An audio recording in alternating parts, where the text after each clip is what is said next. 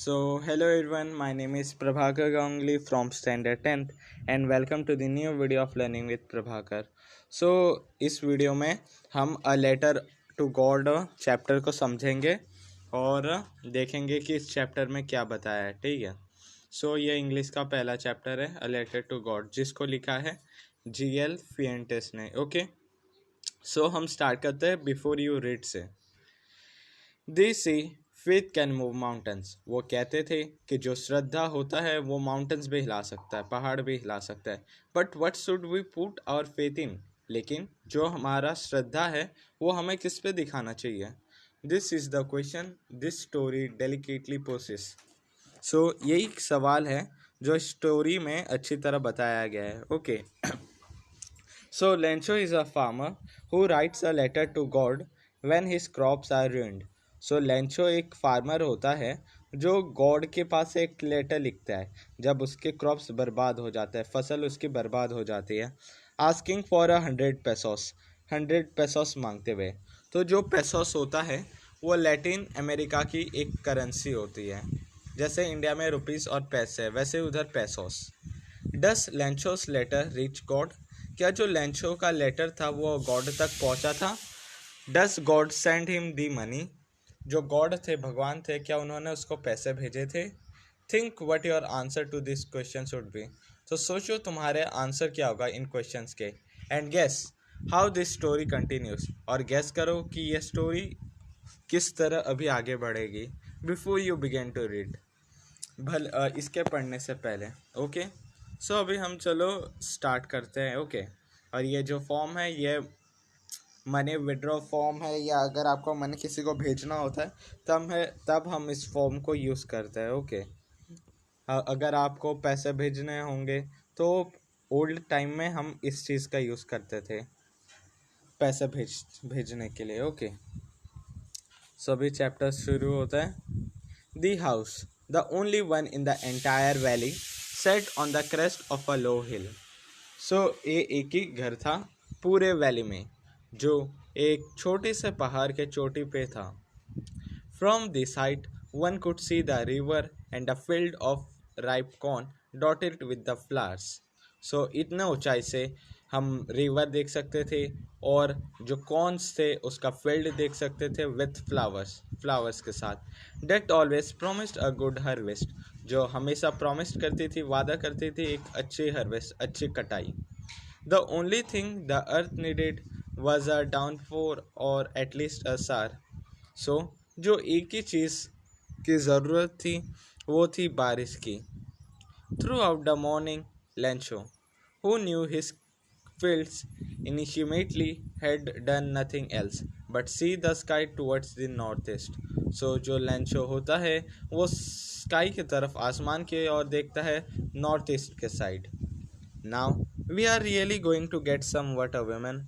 जो लेंचो होता है वो अपने वाइफ को देखते हुए कहता है कि मेरे को लगता है अभी हमें पानी मिलने वाला है, बारिश होने वाली है। The women who was preparing supper, जो औरत थी, जो उसकी वाइफ थी, जो खाना तैयार कर रही थी, रिप्लाई क्या, यस गॉड विलिंग, हाँ गॉड चाहते हैं। The older boys were working in the field, जो बड़े लड़के थे वो खेत में काम कर रहे थे। While the smaller ones were playing near the house, और जो छोटे थे वो घर के आसपास खेल रहे थे। Until the women called to them all, तब तक जब तक उस औरत ने दोनों को नहीं बुलाया। कम फॉर डिनर, डिनर के लिए आ जाओ। इट वॉज ड्यूरिंग मील, ये खाने का टाइम था। Just S Lencho had predicted, ये जब खाने का टाइम था तभी ऐसा हुआ, जो लेंचो ने प्रेडिक्ट किया था वही हुआ, बारिश होने लगी।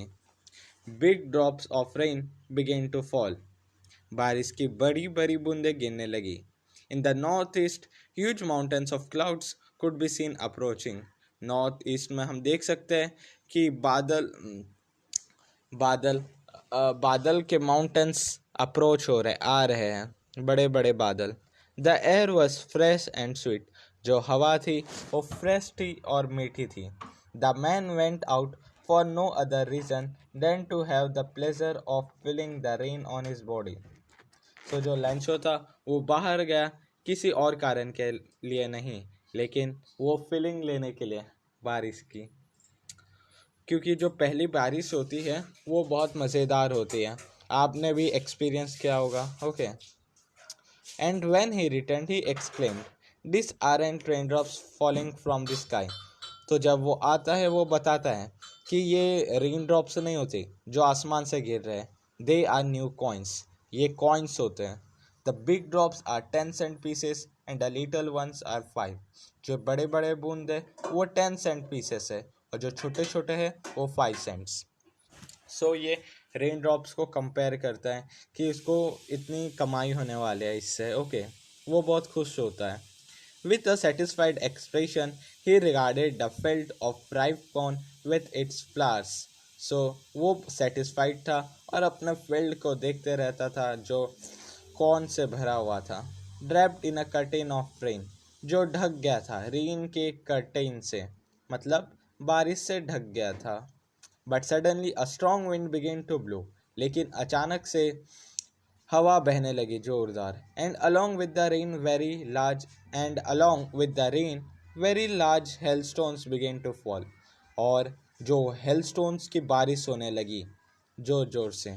This truly did resemble new silver coins.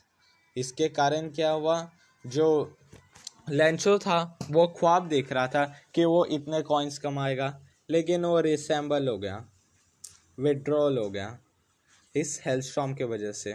The boys exposing themselves to the rain ran out to collect the frozen pearls. जो बॉयज थे, लड़के थे, वो बाहर आ गए और जमा करने लगे। It's really getting bad now, ये बहुत बुरा हो रहा था। एक्सक्लेम्ड द मैन, मैन ने एक्सक्लेम किया, लेंचो ने किया। I hope it passes quickly, वो होप करते हैं लेंचो कि ये जल्द से जल्द ख़त्म हो जाए। It did not pass quickly, लेकिन ये जल्दी ख़त्म नहीं हुआ।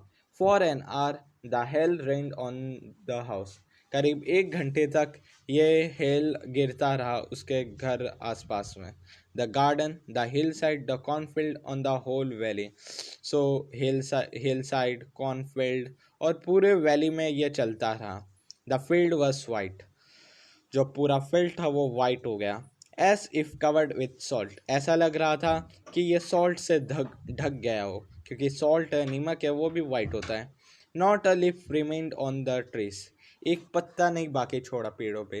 The corn was totally destroyed, जो मक्कई थी वो बुरी तरह से डिस्ट्रॉय हो गए थे। The flowers were gone from the plants, जो फ्लावर्स थे वो प्लांट से गायब हो गए थे। Lencho soul was filled with sadness, Lencho बहुत दुखी हो गया। When the storm had passed, जब तूफान खत्म हो गया, he stood in the middle of the field and said to his sons। So वो फील्ड के बीच में खड़ा हो गया और अपने लड़कों को कहता है, A plague of locusts would have left more than this, the hell has left nothing। So a plague of locust उनको बोलते हैं जो इंसेक्ट्स का ग्रुप होता है, जो बीच में आपने न्यूज़ में सुना होगा कि पंजाब पाकिस्तान साइड से आए थे और फसल पूरी ख़राब कर दी। बहुत सारे इंसेक्ट्स आए थे और उन्होंने फसल पूरी ख़राब कर दी। सो ये लेंचो बोलता है, अगर ये हेल्थ से तो अच्छा ये इंसेक्ट्स आते, कम से कम कुछ छूट तो जाता, लेकिन ये हेल्थ स्टॉर्म की वजह से अभी कुछ नहीं बचा। This year we will have no corn, इस साल हमारी कोई कॉर्न नहीं होगी, कोई मक्कई नहीं होगी, कोई फसल नहीं होगा। This night was a sorrowful one, ये जो नाइट था ये बहुत मुश्किल भरा था। All our work for nothing, जो हमारी मेहनत थी वो बर्बाद गई। There's no one who can help us, यहाँ पे कोई नहीं है जो हमारी मदद कर सकता था। We all go hungry this year, हम इस साल भूखे ही रह जाएंगे।